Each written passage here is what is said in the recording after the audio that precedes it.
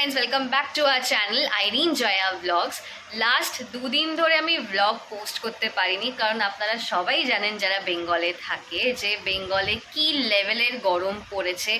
মানুষ নাজেহাল অবস্থা হয়ে যাচ্ছে। একবার 43 ডিগ্রি থেকে 44 ডিগ্রি এরকম রোজ বাড়তেই চলেছে। কিছু কিছু জায়গাতে বৃষ্টি হয়েছে, স্বস্তি বৃষ্টি হয়েছে, বাট ওটা ফর দ্য টাইমে কিছুক্ষণের জন্য রিলিফ পাওয়া গেছে, কিন্তু আবার যেই কাজ সেই গরম।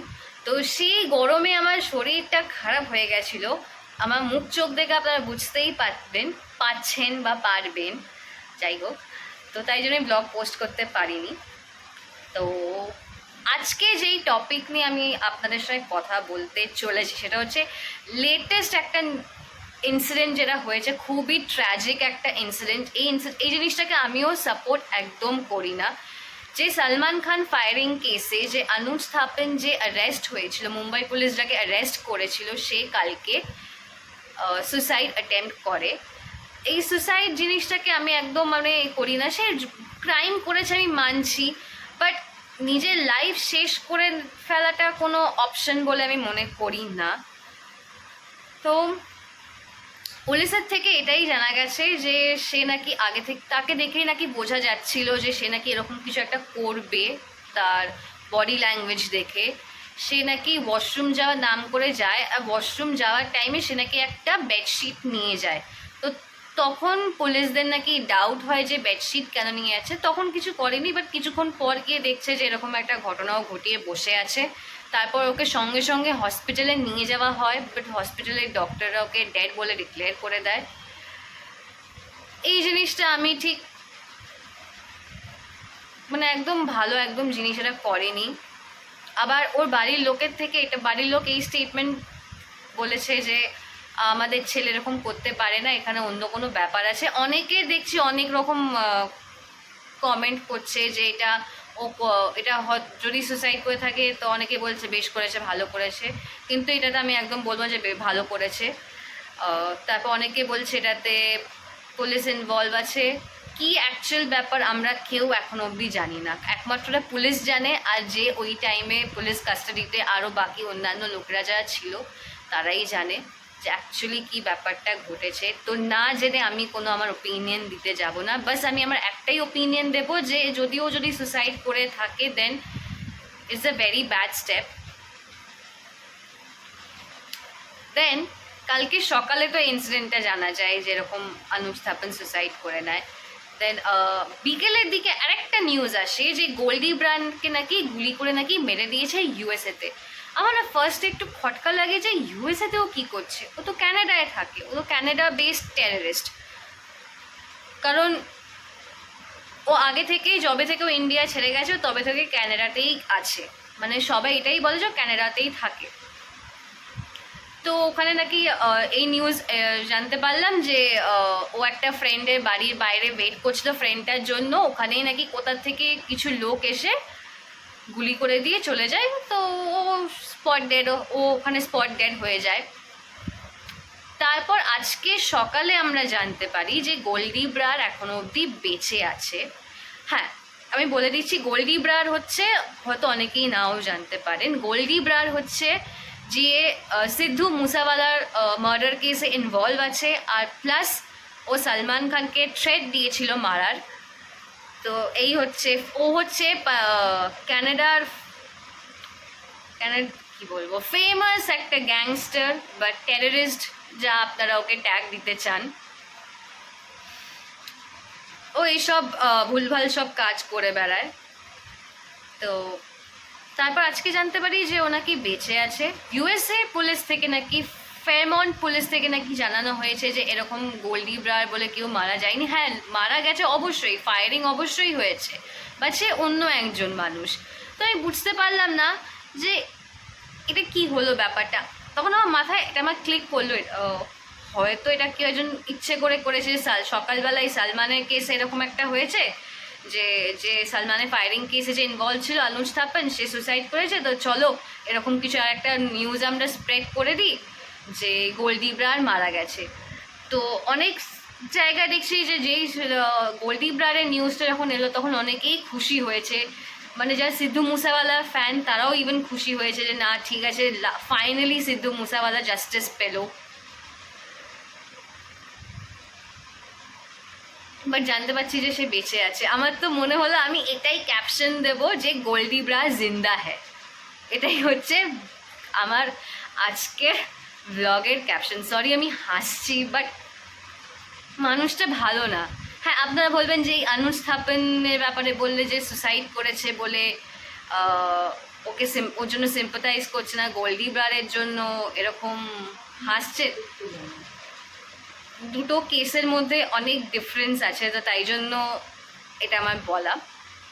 আর আমি একটা জিনিস ভেবে পাই না, এই যে গোল্ডি ব্রার যে সলমানকে থ্রেট করেছিল, তার সাথে লরেন্স বিষ্ণুই যে থ্রেট করেছিল যে সলমানকে মারবে, সলমানকে মারার কারোর বাপেরও ক্ষমতা নেই। ইভেন ইন্ডিয়ান গভর্নমেন্ট ওর সাথে আছে, যে মহারাষ্ট্রে যিনি সিএম একনাথ শিন্দে, তিনিও ওনার সাপোর্টে আছেন।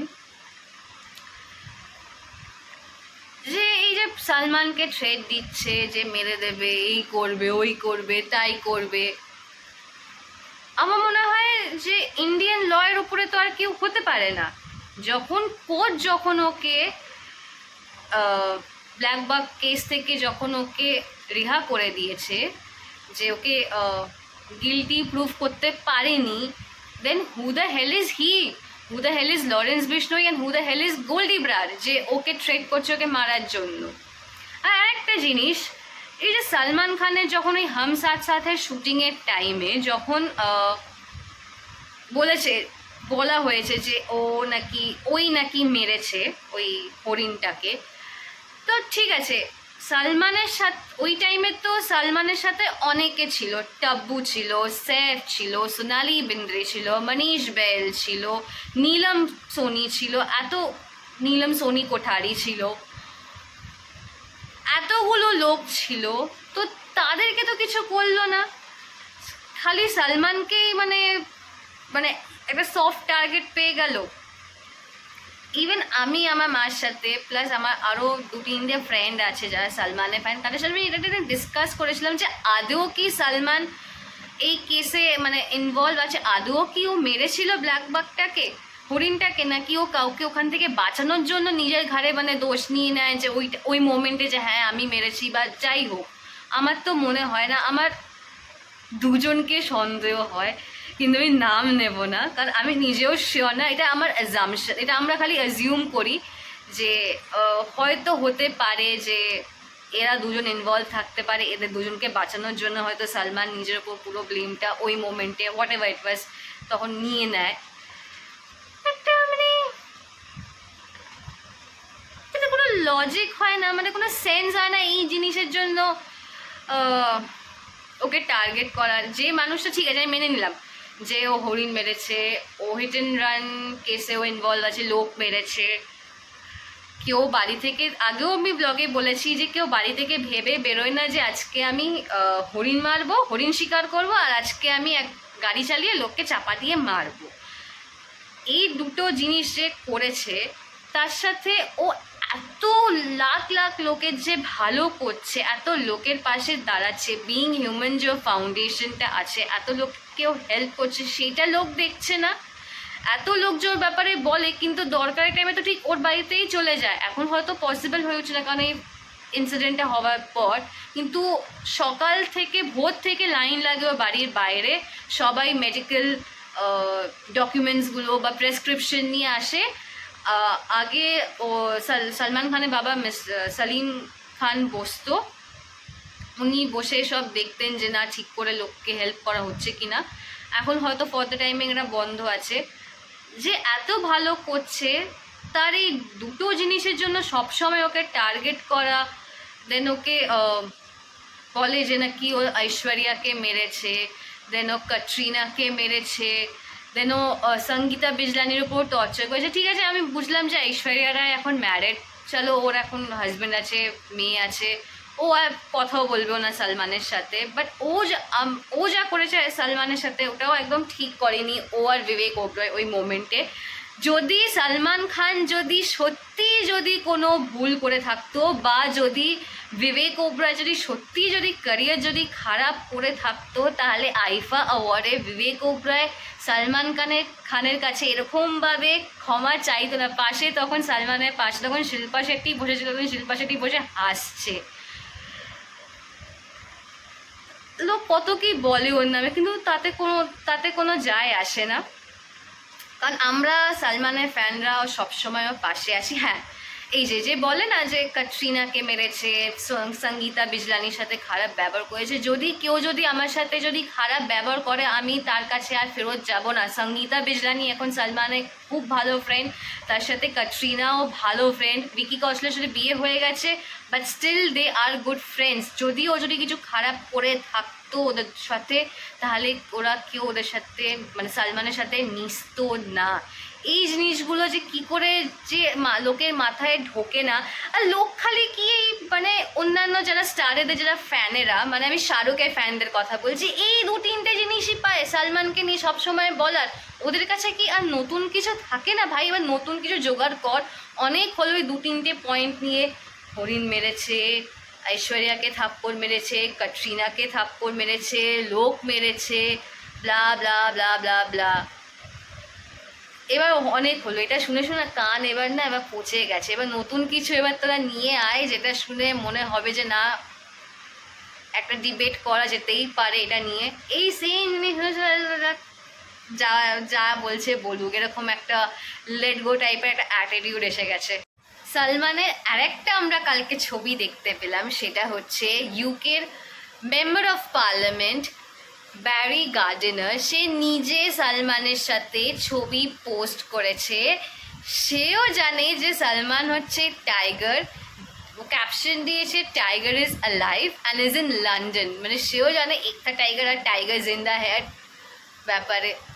I was like wow. Salman Khan কিন্তু নিজে যে কোনো বড় ইন্টারন্যাশনাল সেলিব্রিটির সঙ্গে দেখা করুক না কেন, ও নিজে থেকে কোনো দিন ছবি পোস্ট করেনি।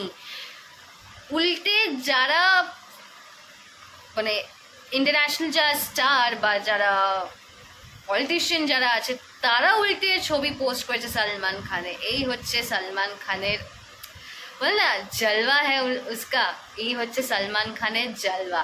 আর দেন শাহরুখ খানের যে আসবে তার সাথে ছবি পোস্ট করবে, সে তখন চলে যাবে ওর কাছে, তখন পার্টি দেওয়া শুরু করে দেবে, কত কি। তখন এড শিরিন যখন এসেছিল, তখন মানে ওর সঙ্গে দেখা করা, ওর জন্য পার্টি থ্রো করা, বাবা।